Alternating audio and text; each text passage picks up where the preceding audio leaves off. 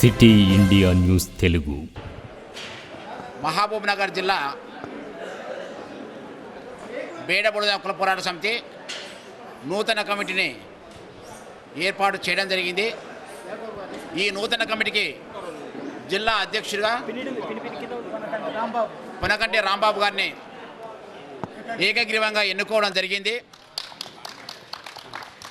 మరి ఈ కార్యక్రమానికి జిల్లా యొక్క నలుమూల నుండి వచ్చినటువంటి నా యొక్క బేడబుడదంగం కుల పెద్దలందరికీ, యువతకు, మరి ఇక్కడికి వచ్చేసినటువంటి అమ్మలకు, అక్కలకు అందరి కూడా పేరు పేరున బుడదంగం కుల పోరాట సమితి ధన్యవాదాలు తెలియజేస్తూ, ఈ కార్యక్రమానికి పెద్దలు జాతీయ వ్యవస్థాపక అధ్యక్షులు గగనం మంతప్పన్న గారికి మరొకసారి కూడా ధన్యవాదాలు తెలియజేస్తూ,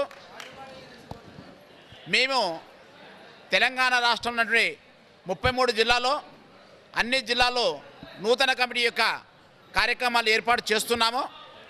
మరి మాకున్నటువంటి ఉద్దేశం ఏంటంటే, దాదాపు భారతదేశానికి స్వాతంత్రం వచ్చి 80 సంవత్సరాలు కావస్తున్నా నేటికి మా బుడదంగాల యొక్క పరిస్థితులు ఎక్కడేసినట్టు గొంగడి అక్కడనే ఉండడం జరిగింది. మరి మా బుడదంగాలు కేవలం ఓట్లు వేయడానికి మాత్రమే ఈ దేశంలో, ఈ రాష్ట్రం నుండి రాజకీయ నాయకులందరూ కూడా ఉపయోగించుకొని మా బుడదంగాలందరూ కూడా చాలా నష్టం చేస్తున్నటువంటి సందర్భం ఉందని ఒక్కసారి ఈ యొక్క రాష్ట్ర ప్రభుత్వానికి తెలియజేయడం జరుగుతుంది.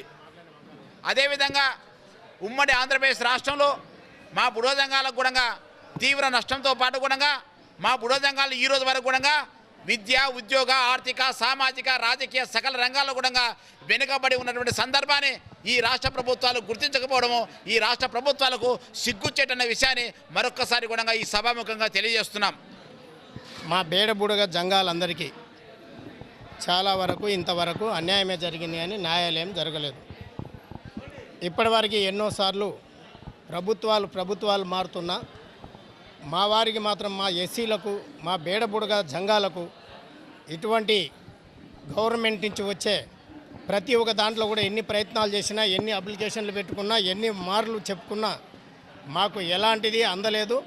ఇంకా మేము అడుగుతూనే ఉన్నాం, పోరాడుతూనే ఉన్నాం. కాబట్టి మా కోరిక ఒకటే, మాకేమీ చాలా పెద్ద మొత్తాన్ని చేయమంటలేదు. మాకు అర్హులైన వారికి మీరిచ్చే ఆఫర్లలో కొన్ని విషయాలలో మాకు సహకరించి పూర్తి స్థాయిలో అందాలని మిమ్మల్ని అధికారంగా ఉన్నటువంటి ప్రభుత్వ నాయకులను, మరి గవర్నమెంట్ను మేము ఆశించి అడుగుతున్నాము. దయచేసి ఇకనైనా మమ్మల్ని గుర్తించి మాపై కొద్దిగా ఆలోచన చేసి మాకు అందవలసినవి, మాకు రావలసినవి మాకు ఇప్పిస్తే ఎంతో కృషి పడతాము, ఈ ప్రభుత్వాన్ని నిలబెట్టుకుంటాము. మా వంతు కృషి మీకు ఎప్పుడు వెంట ఉంటామని మా మనస్ఫూర్తిగా మిమ్మల్ని కోరుకుంటూ అడుగుతున్నాము.